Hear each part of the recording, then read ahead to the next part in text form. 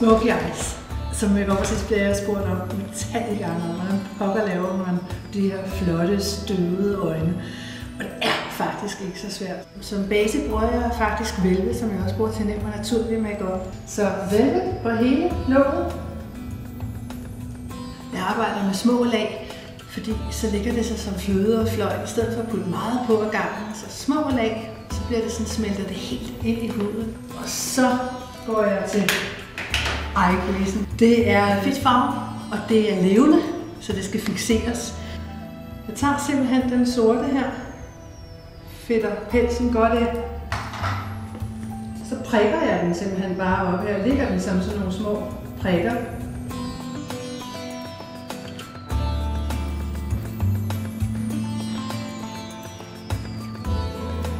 Og så arbejder jeg den ud med min Velvet på en ren pensel. En masse af dem. Prikker godt igen.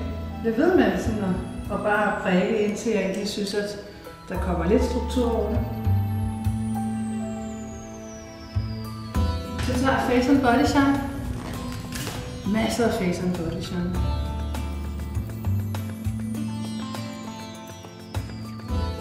Og så skal det duttes på hele øjnet. Jeg smører det ikke henover, jeg dutter det på oven på låget.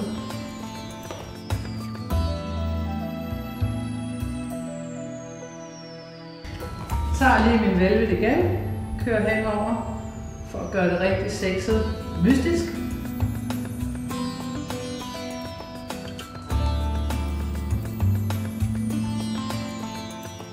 Sort mascara.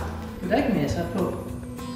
Jeg kan bedre lide, at det er creasen og det er øjenskyggen, der sådan gør det lækkert, end det egentlig er rigtig meget mascara. Jeg synes rigtig meget mascara, det flytter fokus på det der sådan lækre smoky eyes, der kommer. Hvis man vil have mere intens, så kan man så bruge den brune her. Og så bare lige dutte lidt ekstra ovenpå. Og hvad gør man så? Så fikserer man selvfølgelig lige med sin Velvet. Og husk nu, når man laver knald på øjnene, less is more, så det er øjnene, der taler, og så laver man en neutral, lækker læbestift. Keto, den økologiske læbestift, er rigtig, rigtig flot. Den er sådan en drøm om bare en lækker læbefarve. Så den på hele læben her. Så dutter jeg lige lidt mineralfoundation på læberne, for jeg elsker, at det bliver sådan lidt udefinerbart, bare sådan base og lækkert op til de meget mørke øjne. Vintage, Kit Made på dåse.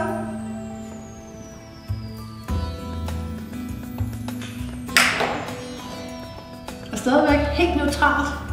Det er bare en lille smule peach på kindæblet, fordi det igen godt må være based og lækkert.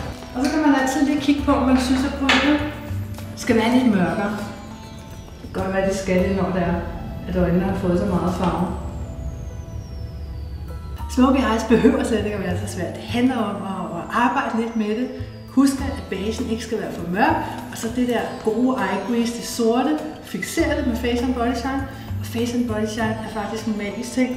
For når man skal i byen, og måske er lidt nedregnet, så husk også at putte det på kroppen. Utrolig flot effekt lige at smøre det på kravebenene og ned langs halsen. Og så er man parat til en bytur.